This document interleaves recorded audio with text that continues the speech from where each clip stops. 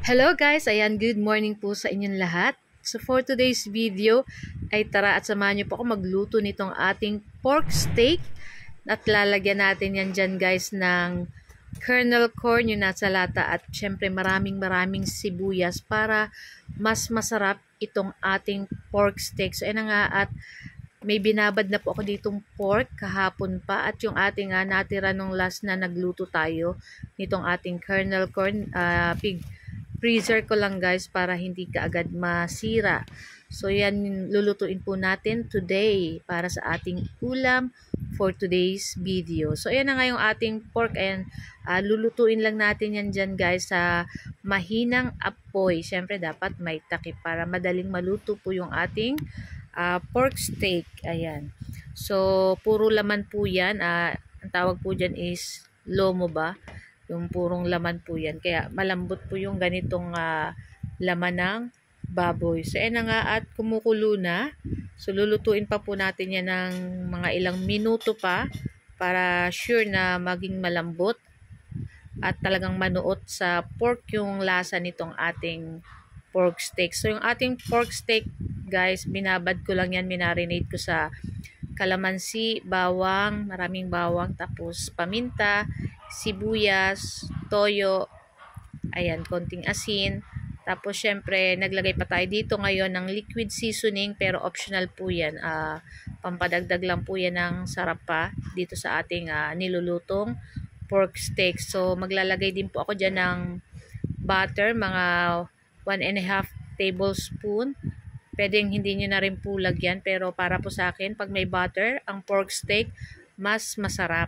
So, ayan na nga. Tutunawin lang natin yan dyan, guys. So, tatakpan po uli natin yung ating pork steak na niluluto para, syempre, mas malambot po, mas masarap. Ayan.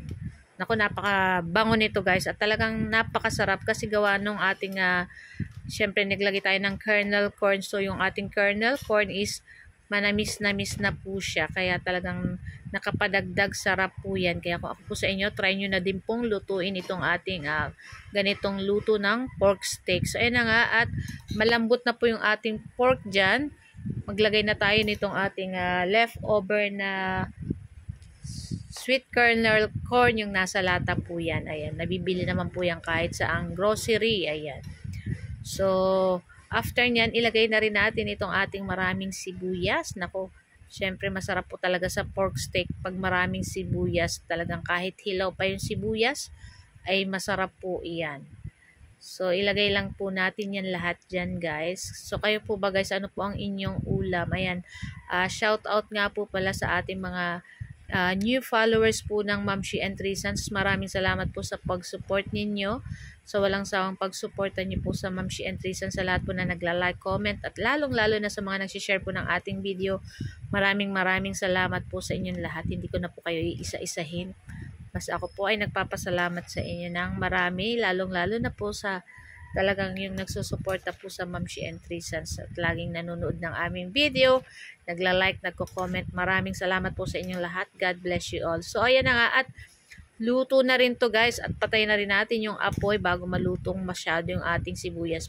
Pangit po pag lutong masyado yung sibuyas, kaya medyo half cook lang yan dyan, guys. So, guys, ito lang po ang aming video today at sana po ay nag-enjoy kayo. Huwag niyo po sanang kalimutan mag-like, comment, at pa-share na rin po ng ating video. So, tara na, guys, at kainan na. Happy lunchtime, everyone! Sarap!